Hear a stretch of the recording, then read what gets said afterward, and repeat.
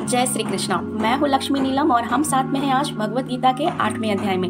8वां अध्याय में भगवान श्री कृष्ण बता रहे हैं ब्रह्म अक्षर योग के बारे में, जिसमें मूलतः भगवान श्री कृष्ण यह बताने का प्रयास कर रहे हैं कि मनुष्य के जीवन में ज्ञान की बहुत ही आवश्यकता होती है। अगर मनुष्य ज्ञान से परिपूर्ण होगा तो उसके अंदर जो मन की जो प्रवृत्ति है, जो काफ़ी विचलित रहती है, यहाँ वहाँ भागते रहती है, उसे स्थिर करने में काफ़ी सहायक होगा। और जैसे ही मन एकाग्र होगा, आपके अंदर की इंद्रियाँ अपने आप नियंत्रित हो जाएंगी और आप जिस भी कार्य को करना चाह रहे हो या कर रहे हो, आपका काम बहुत ही सुचारू और बहुत ही एक रेगुलरिटी की परिस्थिति में चलेगी और आपको कहीं भी परेशानी का भाव उत्पन्न नहीं होगा। और यहाँ पे मनुष्य जब उनकी इंद्रियां नियंत्रित होती हैं तो वो किसी भी काम को निष्कर्म भाव से करता है। निष्कर्म कहने का अर्थ है कि मनुष्य जो काम जो कर रहा है उसके बाद जो उसके फल आ रहे हैं, चाहे वो सकारात्मक हो या फिर नकारात्मक, यानी पॉजिटिव या फिर नेगेटिव, उससे उसके मनोवृत्ति यानी कि उसके मूड, उसके मन स्थिति, उसके मेंटल स्टेटस पे किसी भी प्रकार की उसे परेशानियों का सामना नहीं करना पड़ता है।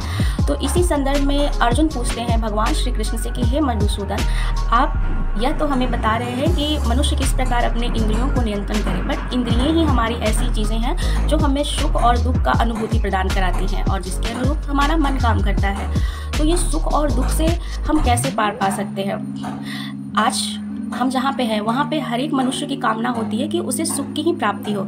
तभी भगवान श्री कृष्ण बता रहे हैं कि यह सोचना कि मनुष्य के जीवन में सिर्फ सुख ही हो, ये संभव नहीं है, क्योंकि यह पृथ्वी जो है वो पूरी तरह, ये जो संसार है, ये ब्रह्मांड जो है वो पूरी तरह से परिवर्तनशील है। यहाँ पे हर एक क्षण परिवर्तन हो रहा है। तो मनुष्य को ये संकल्पना करना कि उसके जीवन में हमेशा सुखी होगा या फिर हमेशा दुखी होगा, ये बिल्कुल गलत भावना है। तो इसमें परिवर्तन होगा ही। तभी अर्जुन पूछते हैं कि इस चीज़ को हम कैसे समझें। तभी भगवान श्री कृष्ण बता रहे हैं कि इसे बहुत ही एक साधारण से उदाहरण के जरिए हम समझ सकते हैं कि मनुष्य की जैसी प्रवृत्ति होती है, मूलतः उसके ज़िंदगी में उसी तरह के भाव और घटनाएं प्रदर्शित होती हैं। जैसे कि अगर कोई मनुष्य है तो किसी को मदद करके उसे खुशी महसूस होती है, और कोई एक दूसरा मनुष्य है जिसे किसी को दुख पहुंचा के, तकलीफ पहुंचा के उसे खुशी महसूस होती है। तो यहाँ पे खुशी और दुख की जो प्रवृत्ति है वो निर्भर करती है मनुष्य के स्वभाव के ऊपर कि वह किस प्रकार का है और उसे किन चीज़ों में खुशी और दुख महसूस होता है। वहीं भगवान श्री कृष्ण दूसरा उदाहरण अर्जुन को बताते हैं कि जैसे कमल पानी में तो रहता है, लेकिन वह कभी भी उसकी पत्तियां गीली नहीं होती। तो हम किसी भी परिस्थिति में रह रहे हों, लेकिन वहाँ पे हमारी स्वभाव, हमारा आंतरिक मन किस प्रकार हमें कह रहा है और किस प्रकार हमें बता रहा है कि हमें अपनी जीवन कैसे जीना है, उसी के अनुसार हम उस परिस्थिति में अपने आप को पाते हैं।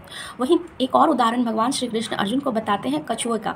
कछुआ अपना आराम से ज़िंदगी व्यतीत कर रहा होता है, लेकिन जैसे ही उसे खतरे का एहसास होता है वो अपने आप को अपने खोल के अंदर समा लेता है। तो यहाँ पे हम देख रहे हैं कि मनुष्य हर एक चीज़ कर रहा है वह अपने प्रवृत्ति के अनुसार ही कर रहा है और उसके अनुसार अपने सुख और दुख के बारे में समझ रहा है। तभी भगवान श्री कृष्ण से अर्जुन पूछ रहे हैं कि यदि सारी चीज़ें हमारे इंद्रियों पर ही निर्धारित करती हैं तो क्यों ना हम अपने इंद्रियों को ही काट कर फेंक दें, जिससे कि ये जो समस्याएं हमारी ज़िंदगी में आ रही हैं वो हमेशा के लिए ख़त्म हो जाए। तभी भगवान श्री कृष्ण बता रहे हैं कि यह बिल्कुल संभव नहीं है। यह संभव तभी है जब मनुष्य योग करेगा और योग से उसे ज्ञान की प्राप्ति होगी और ज्ञान प्राप्ति के बाद उसे मन में स्थिरता आएगी और मन में स्थिरता आने के बाद ही इंद्रियों पर नियंत्रण पाया जा सकता है। ऐसा क्यों कहा?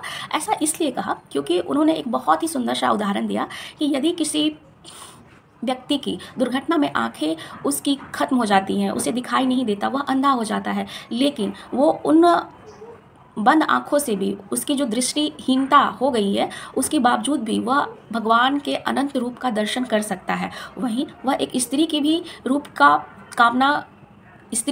को वो देख सकता है अपनी बंद आँखों से। तो ये कह पाना कि किसी की आँखें नहीं हैं उसके बावजूद भी वो किसी चीज़ को नहीं देख पाएगा, ये संभव नहीं है। वह अपने इंद्रियों के माध्यम से उन सभी चीज़ों को देख सकता है जिन चीज़ों की वो परिकल्पना कर सकता है। वहीं दूसरे अर्थ में भगवान श्री कृष्ण बता रहे हैं कि आपने अक्सर बहुत सारे योगी और सन्यासियों को ध्यान में लिप्त होते देखा होगा और ऐसा आपको देख के महसूस होता होगा कि वो कितने महान हैं और कितने ज़्यादा भगवान में लीन हैं। पर यह आप नहीं जानते, यह उसका अंतरात्मा जानता है कि वो जिस ध्यान में है क्या वो भगवान का ध्यान कर रहा है या फिर वह अपनी किसी प्रेमिका के शरीर का दर्शन कर रहा है। है।